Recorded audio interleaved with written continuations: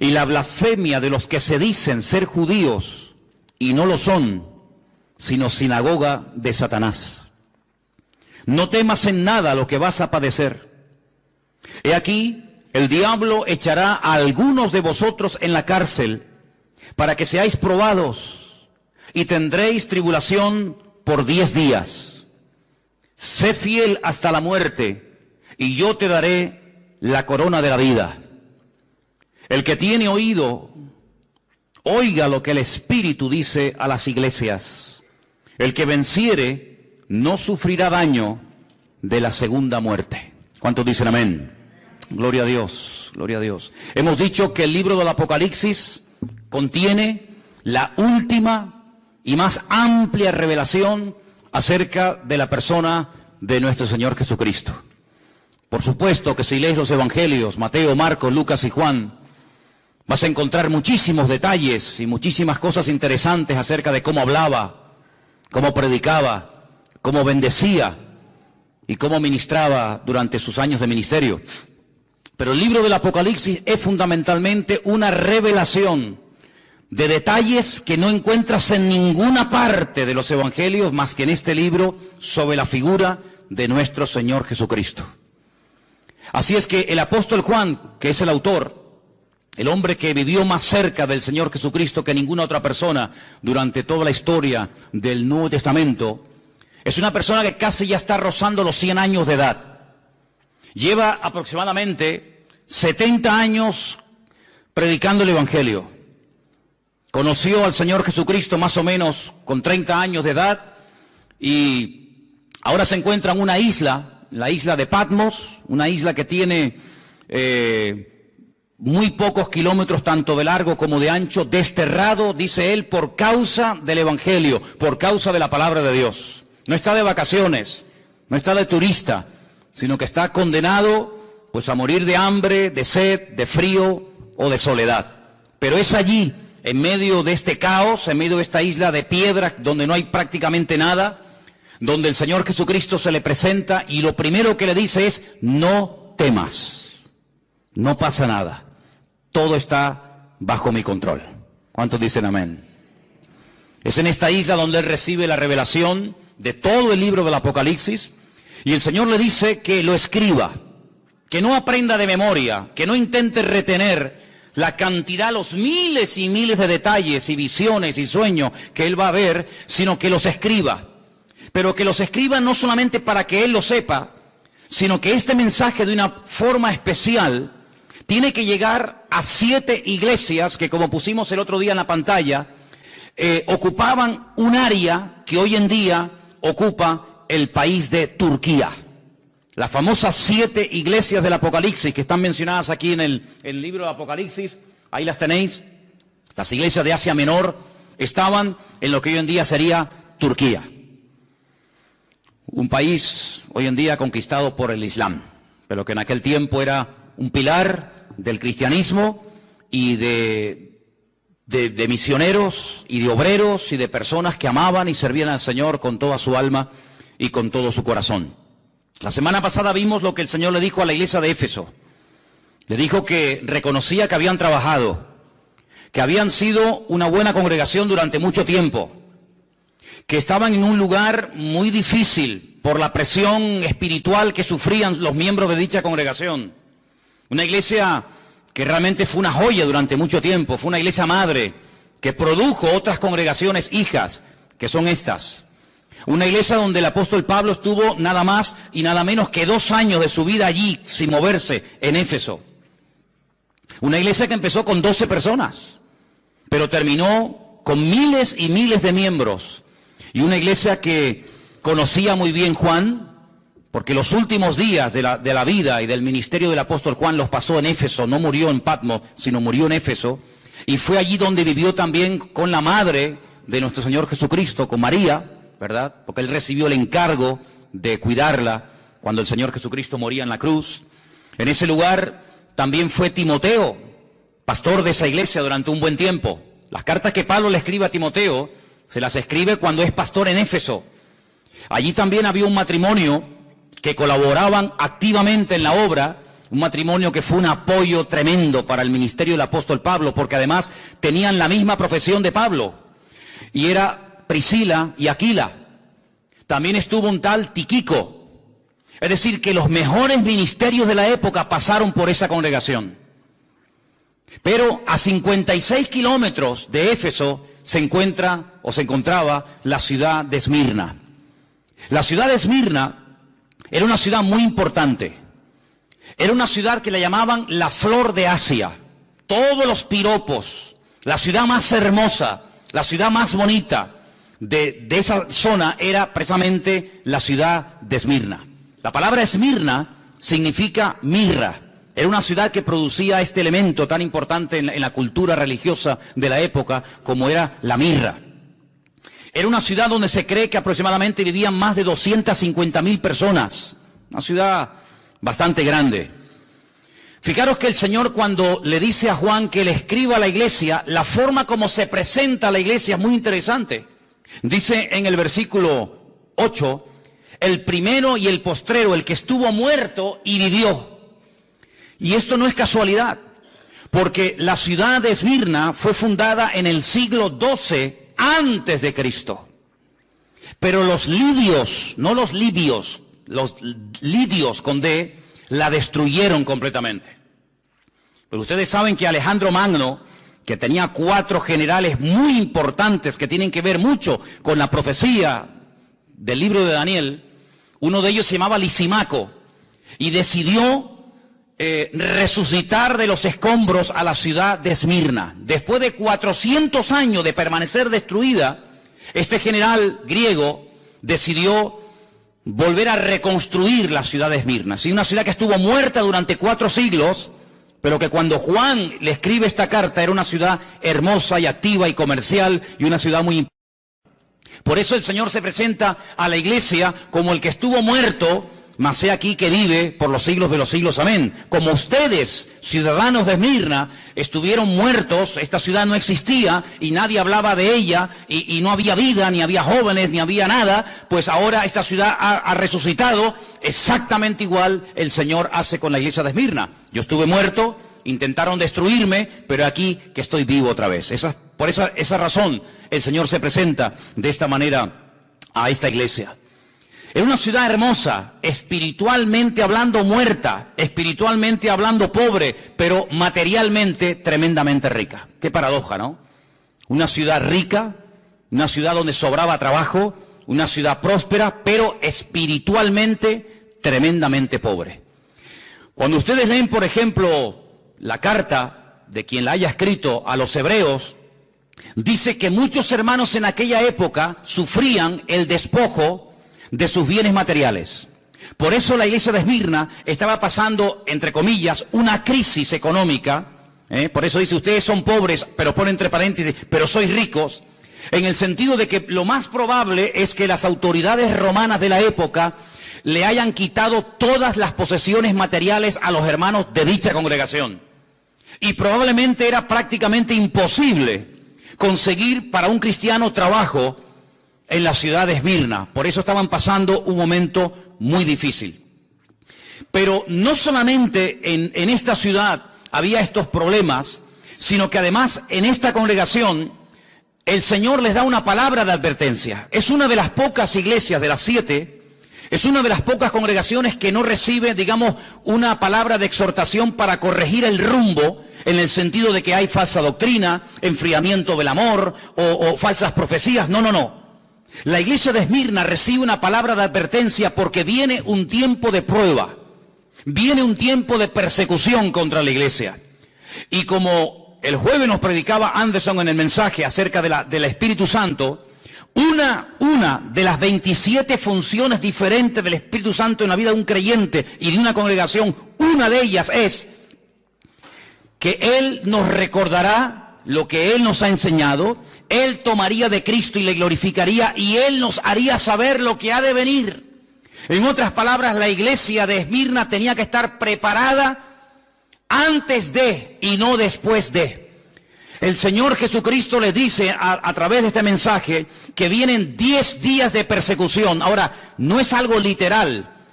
Hay un estudio muy interesante que es el estudio de la numerología, gematría en hebreo, que tiene que ver con todos los números que aparecen en la Biblia. Aparecen muchísimos números.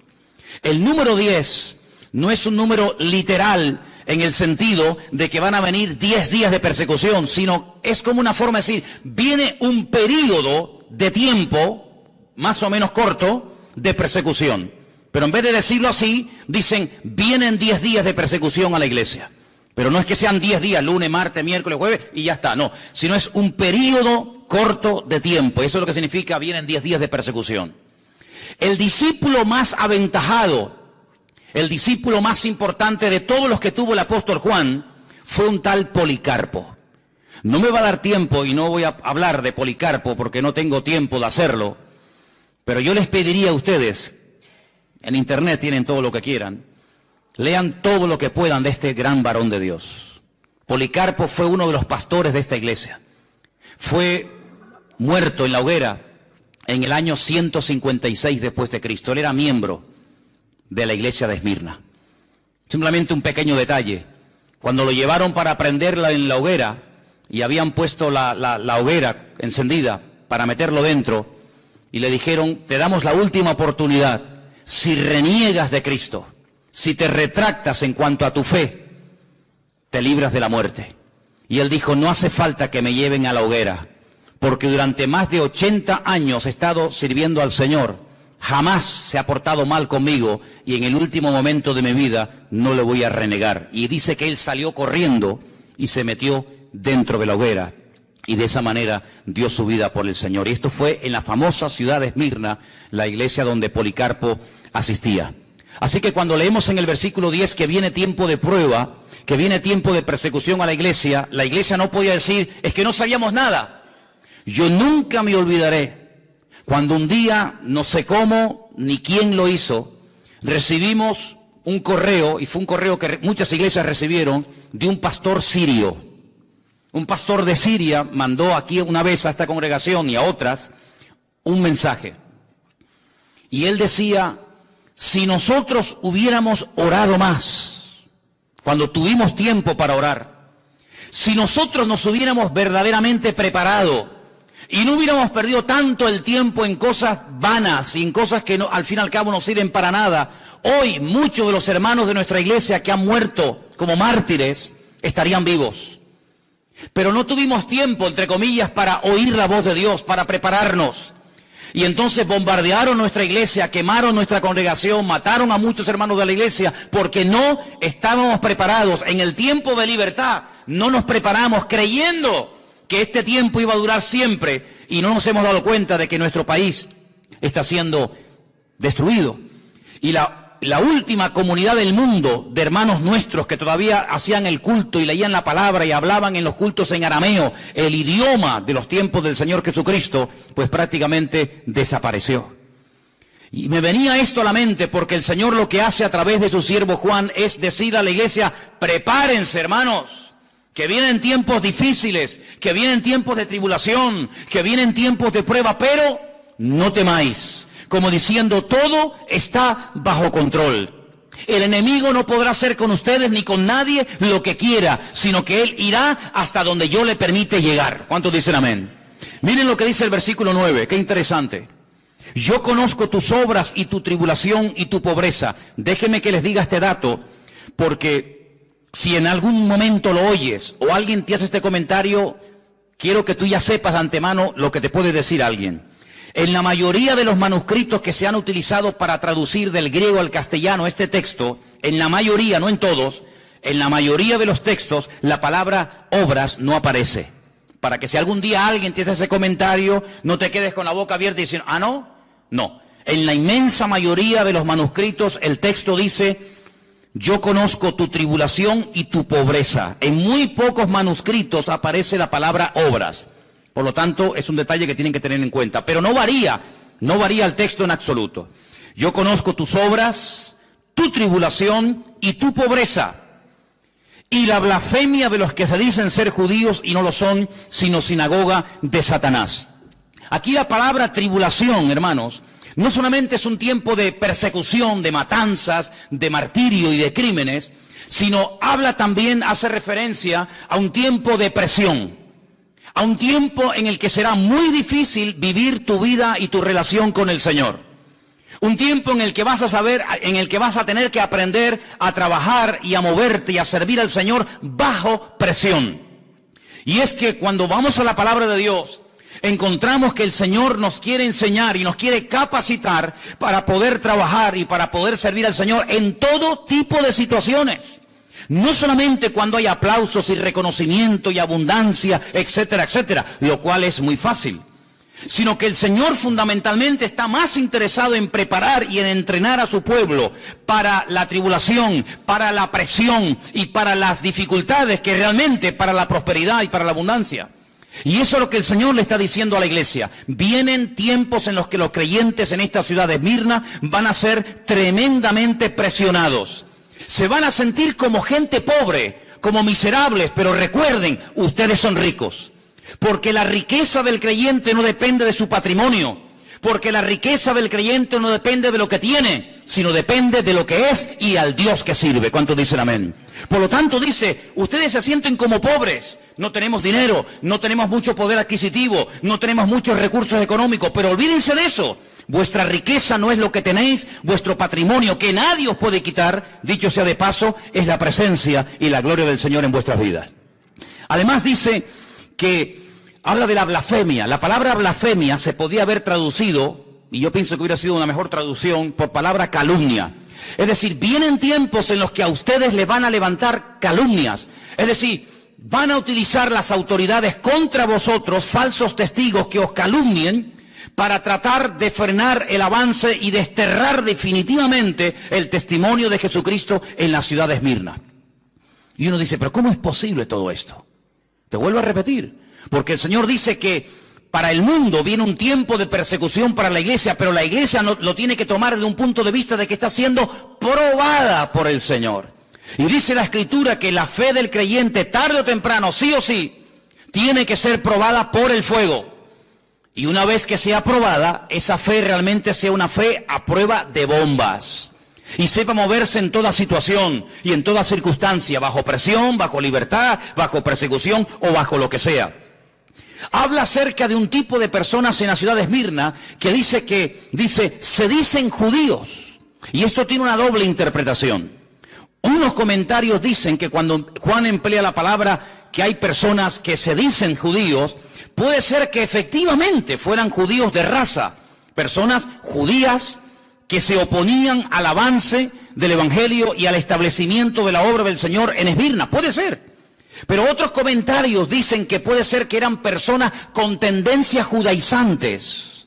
Es decir, personas que no eran realmente judías, pero que querían hacerse pasar por judíos. Y la pregunta es, ¿por qué se querían hacer pasar por judíos en aquella ciudad? Porque los judíos gozaban en Esmirna del beneplácito de las autoridades. Porque se cuenta que en un momento de la historia, cuando la ciudad quiso ser restaurada, quiso ser reconstruida, los judíos levantaron de su patrimonio personal enormes cantidades de dinero que le dieron a las autoridades romanas y de esa manera recibieron el apoyo, el beneplácito de las autoridades, y ser judío en la iglesia, en la ciudad de Esmirna, en la ciudad de Esmirna, pues era un punto a favor, pero ser cristiano evidentemente era meterte en follones. Por lo tanto, algunas personas que no eran judíos de raza, de etnia, se hacían pasar por judíos para que de esa manera no tuvieran problemas con las autoridades romanas, pudieran desarrollar sus actividades comerciales, pudieran conseguir trabajo, etcétera, etcétera. Por eso dice, los que dicen ser judíos, que puede ser que lo eran, o también puede ser que no lo eran, pero se hacían pasar por lo que no eran para no tener ningún tipo de problema. En otras palabras, cuando alguien se hace pasar por lo que no es, la Biblia utiliza un término muy directo, y es la palabra hipocresía. La palabra hipócrita significa uno que usa una máscara. La palabra hipócrita se utilizaba en el teatro griego, greco-romano, cuando los actores utilizaban caretas para ocultar su identidad y para hacer un papel que no era verdaderamente el suyo, no era la esencia propia de ello, pero a los actores se les llamaba en cierto sentido hipócritas, no como un término despectivo, sino simplemente como alguien que utilizaba un disfraz, una careta, para que no se le reconociera públicamente. Hoy en día la mayoría de los actores actúan a cara descubierta, pero en aquellos tiempos no era así el teatro, era diferente.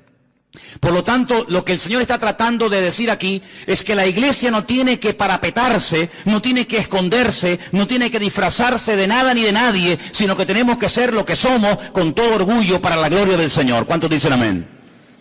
Dice el texto que iban a ser perseguidos. Y yo quiero pararme aquí y decir varias cosas referente a esto. Nosotros en este momento, aquí en Europa, concretamente aquí en España, no estamos siendo perseguidos. Pero esto no fue siempre así. Esto no fue siempre así. El que ahora en este momento no quemen nuestras iglesias, no echen a nuestros hijos de las universidades y de las escuelas, que nos dejen leer la Biblia, que podamos tener un culto con un cartel fuera y cantar y todo el barrio oírnos, no siempre fue así. En este país ha habido persecución. España es un país bañado con sangre de mártires. España es un país donde han muerto miles de creyentes por la causa del Señor Jesucristo y por el Evangelio. No siempre fue permitida la lectura de la Escritura. Nosotros somos el resultado y el producto de muchos hermanos que pagaron un precio altísimo para que hoy en día nuestra juventud y nuestros niños, y nosotros incluidos, podamos disfrutar de esta libertad. Pero no siempre fue así, queridos hermanos. Y es que si tú estudias la historia de la iglesia desde que nació prácticamente hasta el día de hoy, la iglesia siempre en algún momento de la historia ha sido perseguida. Tenemos ahí en el tablón de anuncios de la iglesia, yo les pediría que después se acerquen y lo vean, los países donde en este momento están nuestros hermanos sufriendo terribles persecuciones. Sin lugar a dudas, de todos los países que en este momento hay persecución, el más complicado, el más difícil, donde realmente es un peligro el ser creyente, es en Corea del Norte. Es el país donde más persecución hay en este momento contra la iglesia.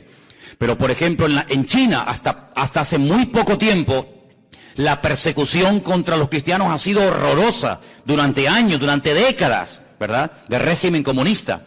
Pero como bien saben ustedes, yo hace unos días estuve con un pastor chino, en el barrio chino de Londres, y este hermano me decía que la iglesia está creciendo, que tienen varios cultos durante la semana, pero China es un país donde han estado perseguidos los hermanos durante muchísimo tiempo, pero hoy por hoy hay más de 7.000 chinos que cada semana están entregando sus vidas a Cristo y bautizándose para la gloria del Señor.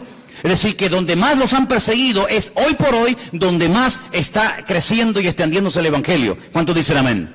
En Europa hubo persecución, claro que sí, pero gracias al Señor estamos temporalmente pasando un tiempo de libertad.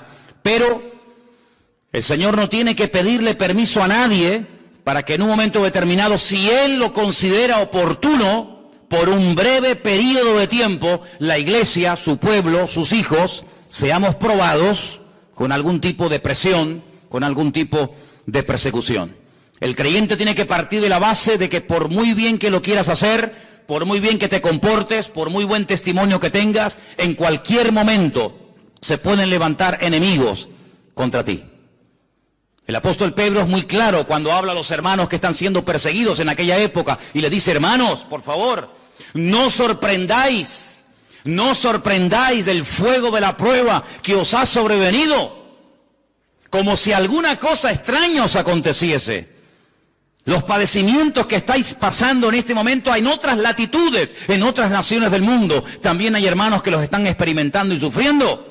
Por lo tanto, si en algún momento nos enteramos, o tú mismo, en la familia, en el trabajo, en la universidad, o donde sea, te sientes presionado, perseguido, cuestionado, etcétera, no te sorprendas, va en el paquete, va incluido que en un momento determinado, sin necesidad de pedirte permiso, Dios te puede poner a prueba en este área de tu vida, si Él lo considera oportuno. ¿Pero qué le dice el Señor a la iglesia? ¿Solamente le da información? ¿Para qué? ¿Para asustarla? No, para prepararla. Pero además le dice: no temas. Y esta expresión, hermanos, no temas, es una expresión que a mí de verdad me fascina, porque el Señor sabe que como seres humanos en algún momento podemos tener miedo. Hay gente hoy en día, tal vez entre nosotros puede ser, que haya gente que le tenga miedo a cosas que si las contaras y las dijeras, Tal vez alguna persona se reiría, pero a ti realmente te da temor. Hay gente que es incapaz de acercarse al borde de una montaña porque dice que se le va la cabeza y tiene miedo a las alturas. Hay gente que tiene miedo a los gatos. Hay gente que tiene miedo a quedarse solo o sola. Hay gente que tiene miedo a caer enfermo. Hay gente que tiene miedo a dormir con la puerta cerrada y tienen que dormir con la luz encendida. Hay tanto tipo de temores.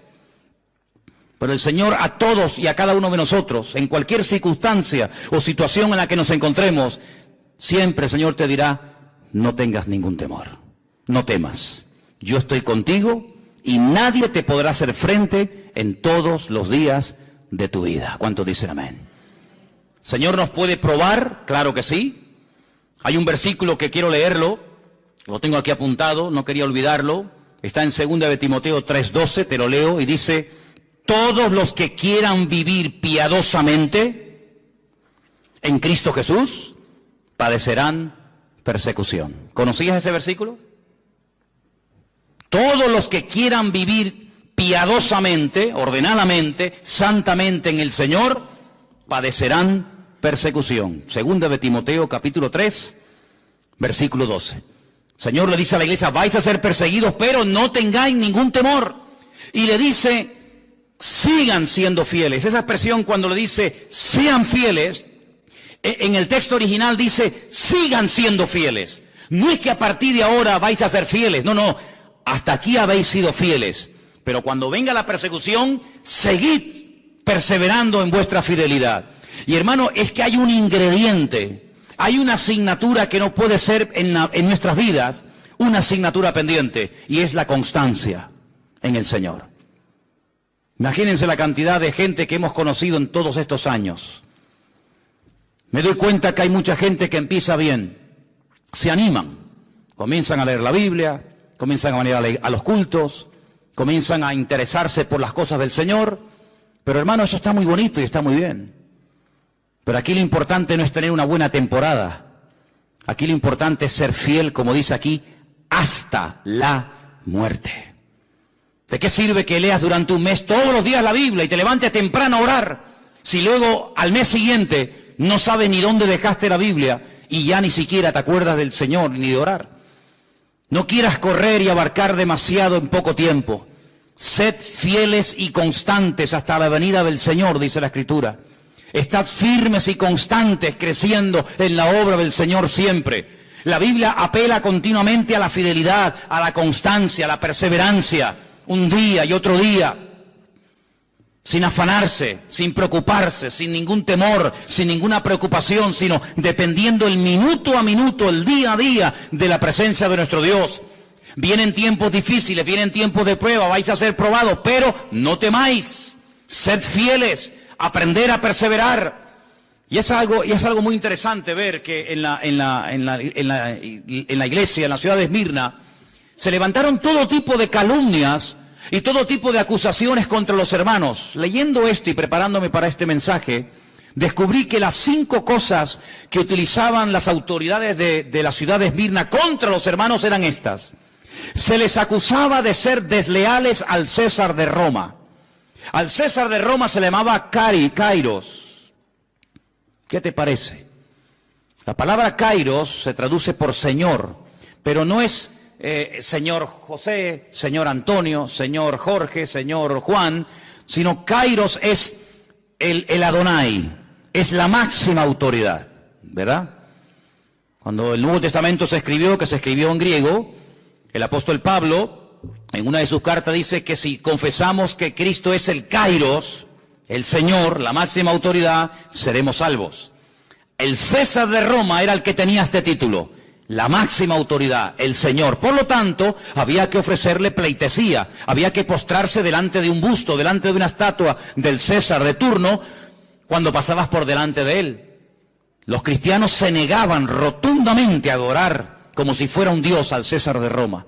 Los cristianos estaban dispuestos a morir antes de doblar sus rodillas y adorar al César como si fuera un dios. Eso fue lo que le dijeron a Policarpo en el 153 después de Cristo. ¿Pero qué más te da?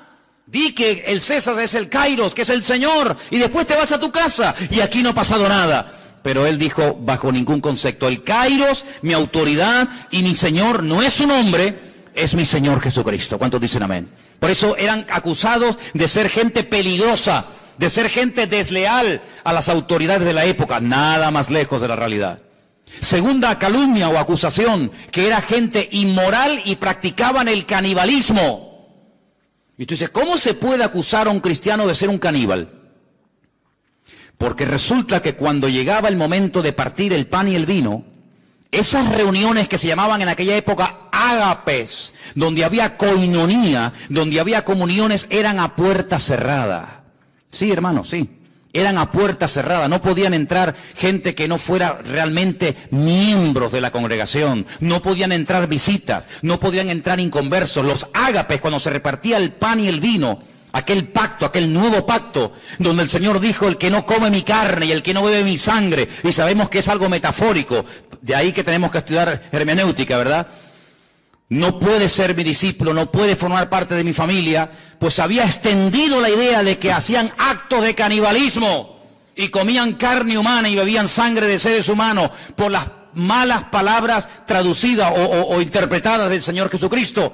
Y decían que esos actos eran como lo que hacían los romanos, orgías y lugares de promiscuidad sexual, y los acusaban de eso. Tercera calumnia o acusación, los acusaban de ateos. Como si fuera un delito ser ateo. Pero como no eran politeístas, como no adoraban a Afrodita, ni a Apolos, ni a Júpiter, ni a ninguna divinidad de la época, sino que adoraban a un solo Dios y que encima no se le podía representar en forma de hombre o de mujer, los llamaban ateos, personas peligrosas, porque eran personas en contra de la religión establecida de la época. Los acusaban de incendiarios. Ahora pueden entender por qué Nerón les echó la culpa a los romanos de haber prendido fuego a Roma, lo cual no fue cierto, que le hicieron los cristianos, sino fue él. ¿Por qué? Porque en los cultos se hablaba mucho acerca del infierno. Se hablaba mucho acerca de las llamas eternas del fuego del infierno. Y entonces les acusaban de que esta gente algún día le prendería fuego a las fortalezas romanas, a los templos romanos y a las ciudades romanas, y las terminarían destruyendo. Y finalmente los acusaban de romper familias. El Evangelio a veces distancia y separa miembros de la familia. Seamos sinceros. La Biblia nos enseña que a veces cuando una persona se convierte, tus familiares por un tiempo, no siempre, pero por un tiempo, pueden llegar a convertirse en tus peores enemigos. Cuando yo me convertí y comencé a asistir a una pequeña congregación en Las Palmas, había una chica que se había convertido, que había sido drogadicta y había practicado un tiempo la prostitución.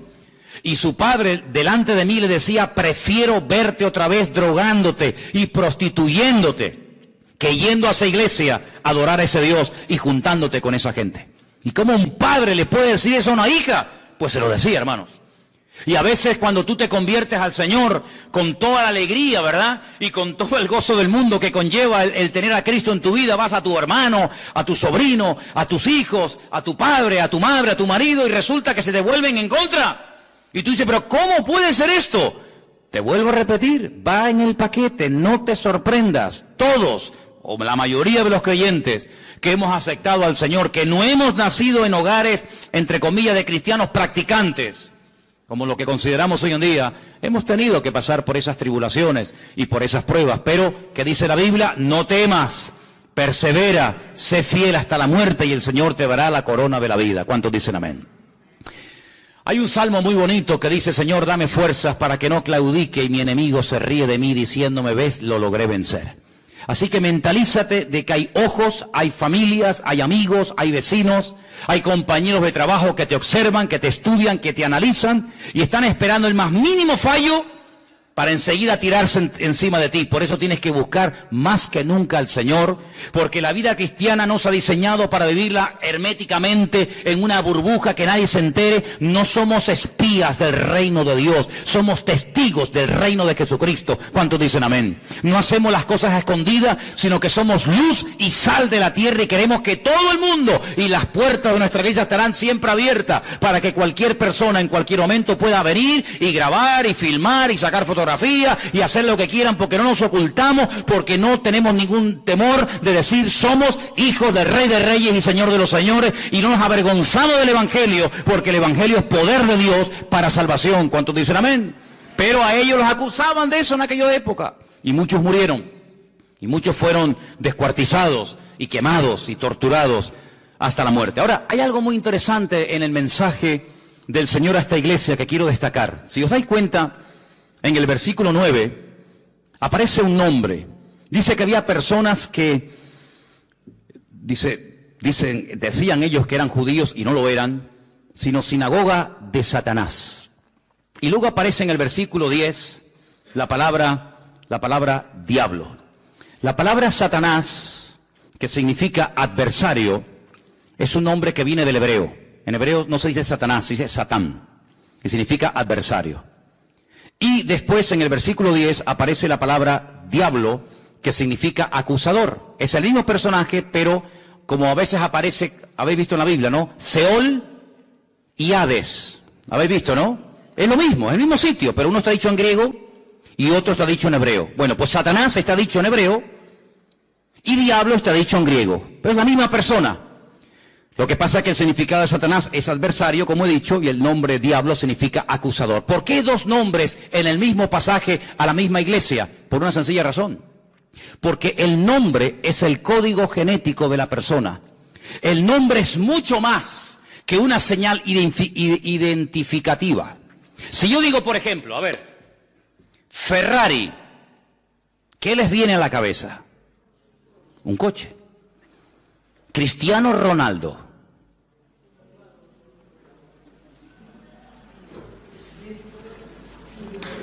¿Sí o no?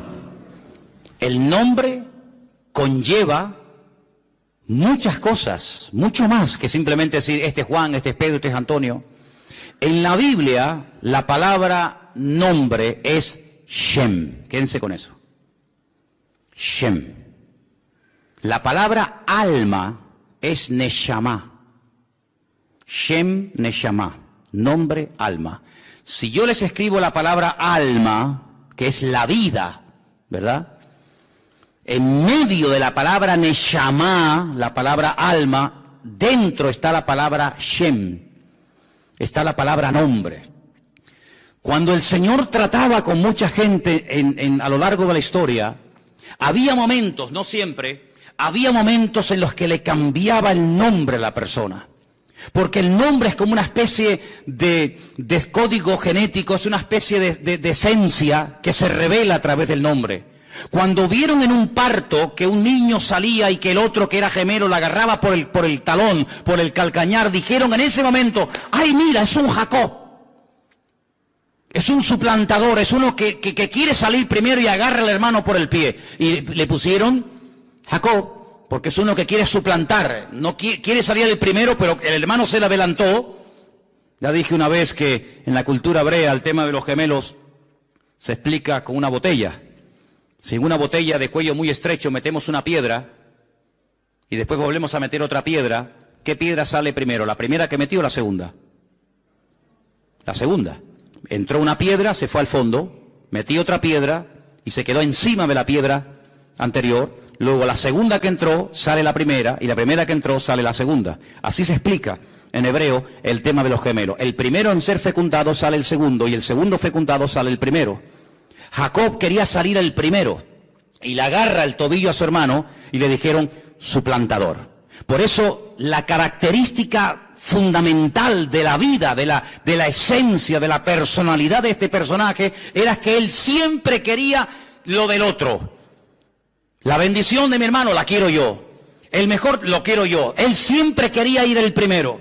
Cuando el Señor trata con él y le dice, es que así no puedes ir por la vida, porque el fin no justifica los medios, yo te voy a cambiar el nombre y nunca más te llamarán suplantador. Hay otro camino, hay otra forma, otra conducta en la vida que no es ni la mentira, ni la manipulación, ni la tergiversación, ni nada por el estilo, sino es un camino de obediencia, es un camino de santidad. Si tú quieres conseguir todo a lo bruto, puede ser que lo consigas, pero nunca podrás decir que fue el Señor el que te lo dio, sino fue tu fuerza, tu sabiduría, tu experiencia. De ahí que el Señor le diga al pueblo de Israel, cuidadito, cuando entréis en la tierra prometida, en la tierra de Canaán, cuidado que comiencen los rebaños a a reproducirse y las cosechas a ser abundantes, tengan mucho cuidado, no sea que caigan en el error, en la trampa de decir, mi fuerza, mi poder, mi sabiduría ha producido este imperio. No, señor, ten mucho cuidado, porque antes de la caída es la altivez de espíritu y la soberbia. Como tú creas que el que suple tu necesidad es tu trabajo, eres hombre muerto, amigo. Como tú creas que tu experiencia y tu sabiduría es la que te ha ido abriendo camino en la vida, te estás atribuyendo la gloria a ti y se la estás robando al Señor. Lo que tienes, o se los atribuyes al Señor y nadie te lo puede quitar, o como tú te atribuyas la gloria, ten cuidado que lo que tanto sacrificio te costó conseguir, mañana cualquiera te lo puede quitar. Lo que Dios da, nadie te lo quita, pero lo que tú dices que tú has conseguido con el sudor de tu frente y con tu trabajo, ¿no os dais cuenta que Adán tenía que vivir del sudor de su frente? ¿Pero el creyente tiene que vivir del sudor de su frente? Dice, sí, no, señor. Adán tenía que vivir del sudor de su frente porque tú te has desconectado de mí. Yo te di el paraíso, yo te di lo mejor y tú te has desconectado de mí, por lo tanto a partir de ahora te buscas la vida. Eso es lo que significa en versión Manolo Sierra, ganarás el pan con el sudor de tu frente. ¿No me quieres? Búscate la vida. A partir de ahora vas a comenzar a sudar. Conmigo no ibas a sudar nunca. A partir de ahora cuando sudes vas a decir, madre mía, ¿cómo cuesta sacar estas patatas? ¿Cómo cuesta conseguir este trabajo? Claro, pero cuando vamos al Nuevo Testamento, encontramos que el modelo que Cristo nos enseña es otro. Dice, el justo por la fe vivirá. Tú eliges. ¿Quieres sudar la camiseta y tú ser el que consigue las cosas de la vida? Adelante, amigo, no hay ningún problema. Pero si quieres, te enseño otro modelo de vida. Y es depender del Señor, el pan nuestro de cada día, dánoslo hoy. Al fin y al cabo, ¿qué es más difícil? ¿Vivir por tu esfuerzo personal o vivir por fe? Bueno, habrá respuestas para todo. Pero cuando vamos a la palabra de Dios, nos encontramos que el Señor lo que quiere es que aprendamos a depender de Él, que nos conectemos a la fuente. ¿Y la fuente quién es? Nuestro Señor Jesucristo. ¿Cuántos dicen amén? Dile al que está a tu lado, ¿cómo quieres vivir tú? ¿Como Adán o como Cristo? Tú decides, amigo. Tú decides cómo quieres vivir. Seréis probados. No es malo ser probado. Es una buena señal. Es una buena señal. ¿Sabes cuál es una mala señal? Que no te esté pasando nada. ¿Sabes a quién no le pasa nada? ¿Sabes a quién no critican? ¿Saben a quién no calumnian? ¿Sabes quién nunca se siente mal si sube el petróleo o baja el petróleo? Si pierden el trabajo. ¿Saben quién? Los muertos. Nunca vas a ver una manifestación de muertos en el cementerio de San Lastenia. No nos hacen caso, nos tienen aquí abandonados, metidos en caja. No me traes flores, te has olvidado de mí, te has enamorado de otro hombre, te has enamorado de otra mujer. Los muertos no se quejan, porque nadie se mete con ellos, es con los vivos. Por lo tanto, el ser probado es una buenísima señal, querido. ¿Y probado en qué? ¿En qué fue probado Cristo? ¿En qué fue probado Cristo? Dice la Biblia, ¿en qué fue probado? ¿En qué? En todo. ¿Y tú crees que nosotros vamos a ser mejores que Él y no vamos a ser probados en todo? Si Él fue probado en todo, ¿qué garantía tienes tú de que Él no permita, si lo desea, en un momento determinado que tú y yo también seamos probados en todo? ¿Cómo vas a conocer la fidelidad de Dios si toda la vida vives en abundancia? Pero cuando vives en escasez vas a poder decir con autoridad, no desde la plataforma de la teoría, sino desde la realidad, el Señor es mi pastor y nada me faltará. Yo sé lo que digo, ¿verdad? ¿Qué testimonio puede dar el enfermo que ha visto un toque de Dios en su vida, de decir, el Señor es mi médico divino, ¿verdad? Luego hay pruebas que fortalecen tu fe, hay pruebas que descubren la naturaleza del Dios al cual sirves, y la esencia del Señor no se conoce en la abundancia, sino se conoce en la prueba, porque la prueba es una bendición de Dios para la vida del creyente. Dios, como dije antes, no tiene que pedirnos permiso, todo está bajo el control de Dios, y lo importante no es el tiempo que Dios permita la prueba, sino la actitud que yo voy a tener durante el tiempo de prueba, porque la actitud es lo que marca la diferencia. ¿Cuántos dicen amén? Ahora, es interesante notar la recompensa de la iglesia. Fíjate, dice aquí en el versículo 10, no temas en nada de lo que vas a padecer, y aquí el diablo echará a algunos de vosotros en la cárcel para que seáis probados, tendréis tribulación por 10 días o un poco de tiempo, sed fiel hasta la muerte, y yo te daré la corona de la vida. Tal vez a nosotros esto de la corona no nos diga nada, pero en aquellos tiempos a los atletas, ¿verdad?, se les coronaba con una corona de laureles. Pero una corona, como dice la Biblia, corruptible. Te ponían una corona de laurel muy bonita sobre tu cabeza, sobre tu cuello, pero tarde o temprano se marchitaba. Era una corona corruptible, pero el galardón, la corona que el Señor le dará a sus hijos que sean fieles hasta la muerte, es una corona, dice, incorruptible. Y esta mañana es cuando leía esto, me dio algo, un vuelco en el corazón, porque la palabra iglesia está en plural en el versículo 11 y en todos donde lo leas. El que tiene oído, oiga lo que el Espíritu le dice a la iglesia. ¿Dice eso? No. A las iglesias, no es lo mismo la iglesia que las iglesias. Es como cuando, por ejemplo, he oído gente que dice el versículo, a los suyos, a los Juan 1:11, a los suyos vino y los suyos no le recibieron. Yo a veces me quedo callado, no le digo nada. Pero eso no dice la Biblia. ¿Ah, no? No. Algunos dirán, no, en la mía sí dice eso. Yo me corto un brazo como el de la película de la noche, que la Biblia suya no dice, a los suyos vino, sino que la Biblia dice, a lo suyo vino. Y los suyos no quisieron recibirlo. Si yo vengo a lo mío, yo vengo a cumplir con la voluntad de mi Padre. Yo vengo con un propósito eterno. Y si ustedes no lo quieren recibir, no es problema mío, pero yo vengo a lo mío. Yo vengo a hacer la voluntad de mi Padre. No vengo a agradarles a ustedes, vengo a agradar a mi Padre. Y cada palabra que sale de mi boca no sale por mí mismo, sino que el Padre me da autoridad para que salgan esas palabras. Y las obras que yo doy dan testimonio de que mi Padre me está avalando y me está respaldando en lo que estoy haciendo. Bueno, pues así como ese versículo no dice eso, este tampoco dice que el que tiene oído para oír, oiga lo que el Espíritu dice a la iglesia. Bueno, pues si tengo que oír lo que el Señor dice a la iglesia, pues estaría... No, dice a las iglesias. Es decir, te amplía la visión, una visión amplia. No una visión local, sino una visión universal. ¿Qué le está diciendo el Señor no solamente a mi congregación, a mi iglesia local, a la cual pertenezco? Sino que le está diciendo el Señor a su iglesia, a sus congregaciones en todas partes del mundo. Cómo el Señor se está moviendo en estos últimos años en la iglesia, a nivel general, en el mundo. Eso me interesa saberlo a mí. ¿Por qué? Porque si tú estudias lo que se llama eclesiología, que es el estudio, el desarrollo de la iglesia a lo largo de la historia, tú te das cuenta que el Señor no trató con nuestros hermanos en la década de los años 80, igual que trató a los hermanos de la década de los años 60. La misma iglesia, el mismo evangelio, la misma Biblia. Pero Dios no se movió igual en los años 60 que en los años 80 que en el siglo XXI. Las cosas que están ocurriendo hoy, hacía mucho tiempo que no ocurrían en la trayectoria de la iglesia. Por lo tanto, hay un mensaje local, hay un mensaje individual, pero también hay un mensaje colectivo. Y yo creo que una de las cosas, permítame que dé otra opinión personal, una de las cosas que el Señor nos está diciendo a todos los cristianos es prepárense que vengo pronto. ¿Cuántos dicen amén?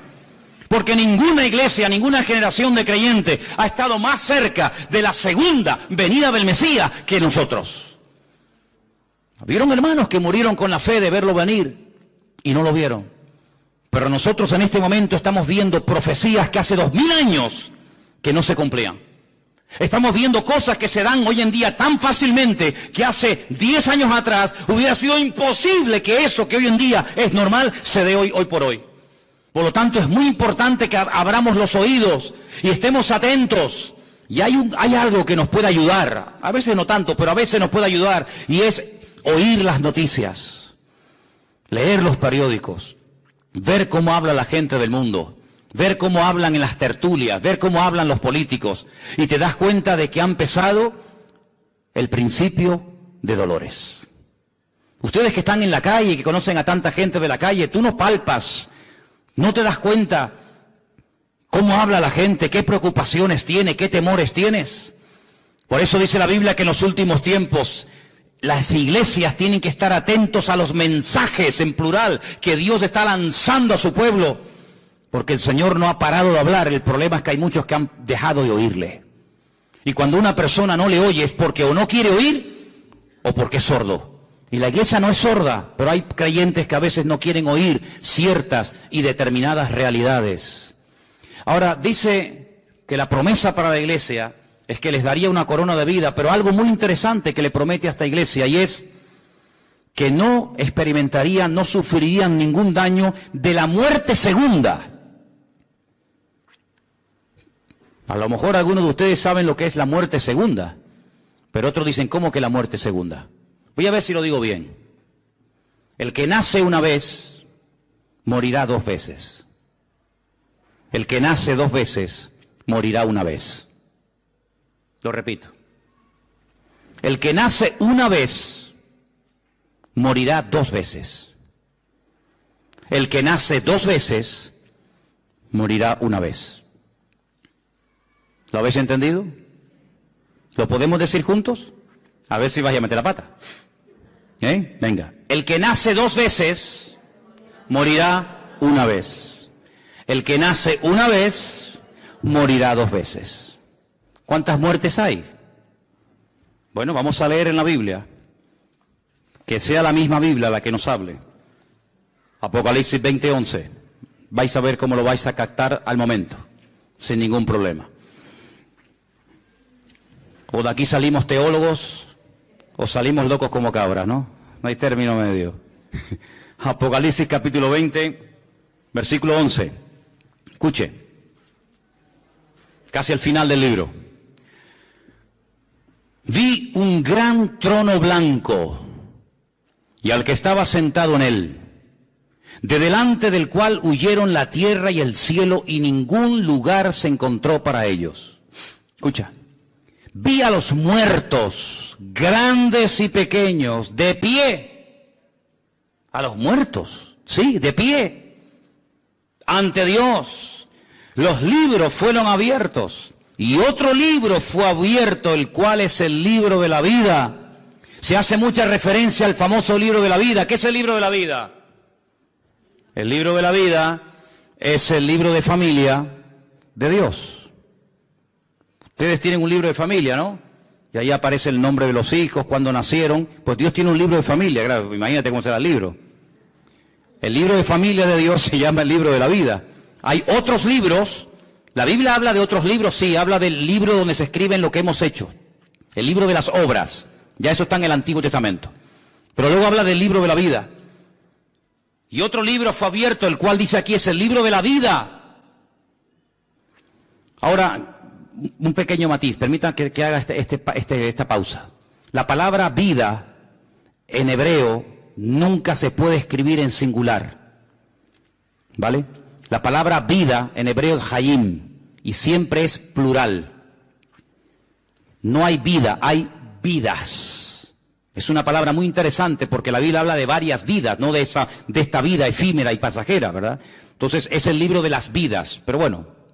Fueron juzgados los muertos por las cosas que estaban escritas, ¿dónde? ¿En el libro de la vida? No, en los libros.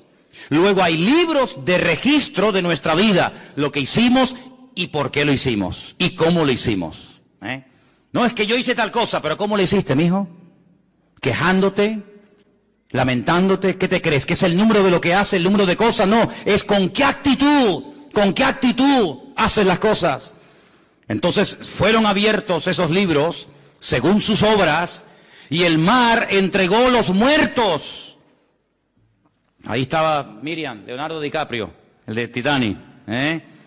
El mar entregó los muertos que había en él y la muerte y el Hades. Hades es en griego, lugar de los muertos. Seol, lugar de los muertos, es en hebreo, lo mismo. Entregaron los muertos que había en ellos y fueron juzgados cada uno según sus obras. La muerte, fíjate que es como un ente particular, ¿no? La muerte, no es algo abstracto.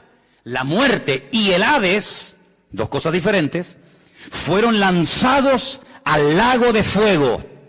Esta es la muerte segunda. ¿Te das cuenta? Esta es la muerte segunda. Y el que no se halló inscrito en el libro de la vida fue lanzado al lago de fuego. Cuando una persona nace, y todos los que estamos aquí tenemos en común que todos hemos nacido, unos en un lugar, otros en otro, unos de una manera y otros de otra manera, etcétera. Hemos nacido físicamente, de un padre, de una madre, pero ese nacimiento no nos permite entrar en la vida eterna. Por eso el Señor Jesucristo a Juan en capítulo 3 de San Juan, lo pueden leer después en casa tranquilamente, les dice, mira Nicodemo, déjate de historias. No, es que yo sé que tú has venido de Dios porque nadie puede hacer, que te dejes de historia. No quiero piropos, no quiero que me estés haciendo la pelota, Nicodemo. Si no naces de nuevo, no puedes entrar en el reino de los cielos. Nicodemo dijo, ¿qué? Abraham nunca habló de esto, ni Moisés, ni David, ni Jeremías, ni Salomón. Nacer de nuevo, ¿eso qué es?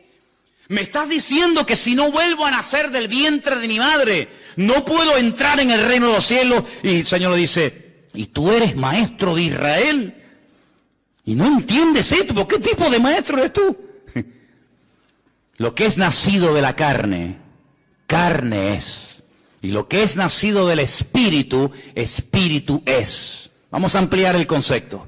Pablo escribe una carta a los Efesios y les dice, Él, el Señor, os dio vida cuando estabais muertos en vuestros delitos y en vuestros pecados. No solamente de muerte se muere.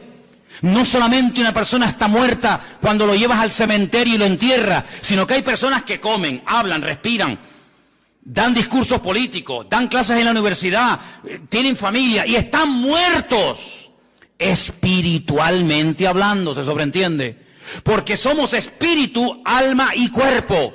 Cuando el alma se separa del cuerpo, pierdes la vida física. Pero cuando el espíritu se desconecta de Dios, aunque tengas vida física, espiritualmente hablando, estás muerto, querido. Y cuando el Señor viene a nuestra vida, Él que dice, yo soy el camino, la verdad y la vida. Y hasta que Cristo no esté en tu corazón, aunque seas el hombre más famoso e importante del mundo, espiritualmente hablando, tú estás muerto. Por eso, si no naces de nuevo, no puedes heredar la vida eterna. Porque si nosotros heredásemos la vida eterna por nuestro nacimiento natural, por nuestro nacimiento físico, ¿para qué tuvo que venir Cristo a morir por nosotros en la cruz? Si ya simplemente por el hecho de nacer, ya soy salvo, entonces, ¿qué yo de salir por las calles y predicar el evangelio a nadie? ¿Qué necesidad tenemos de que Cristo viniera a este mundo? Ninguna. Pero no te das cuenta que cuando Adán se desconectó, cuando Adán se quedó sin la cobertura del Creador, quedó a la deriva. Sí, comía, tenía hijos, se reproducía, tenía amigos, viajaba, cantaba, bailaba, pero estaba espiritualmente muerto. Pero cuando se vuelve a producir la unión, la conexión entre el Creador y la criatura, ese espíritu que quedó desconectado, ese espíritu que quedó muerto, ¡pum!, vuelve otra vez a la vida. Y eso es lo que la Biblia llama nacer de nuevo. Por eso dije, el que nace una vez, es decir, el que nació porque su madre lo parió, pero no nació espiritualmente hablando, morirá 2 veces. Morirá el día que le toque, 14 de mayo del 2016. Hasta ahí llegó Juan Palomo. Ahí se murió. Pero ese hombre resucitará algún día. Y se presentará delante de Dios, ¿sí o no? Y el Señor abrirá el libro y saber, ven para acá, ¿cómo te llamas? Juan Palomo. Juan Palomo. O Juan Bochugo. No, Juan Palomo no aparece aquí. ¿Cómo que no aparece ahí? Pero si yo era el director de la Caixa, y yo era el catedrático, y yo era... Sí, pero es que aquí no aparecen títulos. Pero si yo di 1 millón de euros a Cáritas, que es que aquí no aparece en este libro lo que hiciste. Juan Palomo, por J, ¿verdad? Sí, si no tenía Juan. No aparece. Condenado a muerte. ¿Otra vez morir? La segunda muerte. La primera ya la tuviste el 14 de mayo del 2016. Ahora otra vez tendrás que morir eternamente. Porque cuando un vecino te fue a regalar una Biblia, te burlaste de él. Porque cuando alguien te invitó a la iglesia, pasaste olímpicamente, dijiste que te ibas a ver el Tenerife con no sé quién. Porque no tuviste tiempo, porque eras el tío más ocupado de la tierra, porque tenías tiempo para todo y para todas, menos para Dios. Entonces ahora vas a morir otra vez, pero de esta no te escapas, amigo. Entonces el que nace una vez, muere 2 veces, el día que te toca y cuando el Señor te juzgue en su presencia. Pero si tú naces 2 veces, yo nací el 2 de octubre de 1961 en Caracas, Venezuela. Yo nací una vez, pero hace no sé cuántos años atrás, alguien me habló de Cristo. Y yo le dije, Señor, cámbiame la vida, yo acepto a Cristo como mi Señor y mi Salvador personal. Y ese día en Las Palmas yo volví a la vida, volví a nacer de nuevo. Y entonces cuando yo muera, pues moriré una vez. Pero cuando resucite y me presente delante del Señor, el Señor me dirá, buen siervo fiel, en lo poco fuiste fiel, en lo mucho te pondré. Entra en el gozo de tu Señor y viviré eternamente en la presencia del Señor. Por eso yo te pregunto esta tarde, ¿cuántas veces has nacido? Una. Ay, amigo, no te queda nada. O has nacido 2 veces. El nacimiento físico nos mete en el planeta Tierra. El nacimiento espiritual nos introduce en la vida espiritual, en la vida eterna con el Señor Jesucristo. Por eso la promesa del Señor a Esmirna es esta: el que cree en mí no sufrirá, no experimentará ningún daño de la segunda muerte. Hay gente que tiene ya el nicho comprado, las flores, la caja, todo lo tienen ya listo. A Santa Lucía o a Mafre, le tienen ya todo comprado. ¿Y cómo se compra la vida eterna, amigo? ¿Qué compañía de seguro te la ofrece? Yo les animo a que mañana vayan a Mutua Tenirfeña, o a Mafre, o a la compañía que ustedes quieran y le digan, mire, estoy asistiendo a una iglesia evangélica y el pastor predicó ayer de que tengo que tener la vida eterna. Ustedes me pueden preparar mi morada celestial en la presencia del Señor por la eternidad. Y te voy a decir, esta gente está loca como cabra, amigo. Porque el mundo nos prepara para la vida esta, para esta vida. Y el diablo es un experto en tener entretenida a la gente para que no piense que esta vida es pasajera, pero que la verdadera vida es la que nos falta. Miren cómo hacen los casinos, sin ventanas. ¿Para qué? Para que la gente pierda la noción del tiempo. Y estés allí. Yo nunca olvidaré cuando un día fui a Las Vegas a ver qué era aquello. Y la gente echaba moneda y moneda, y era las 4 de la tarde, las 10, no, pierden la noción del tiempo con la maquinita, jugando. Así es el diablo, le da juguete, entretenimiento. Ahora están de moda los drones, y te encuentras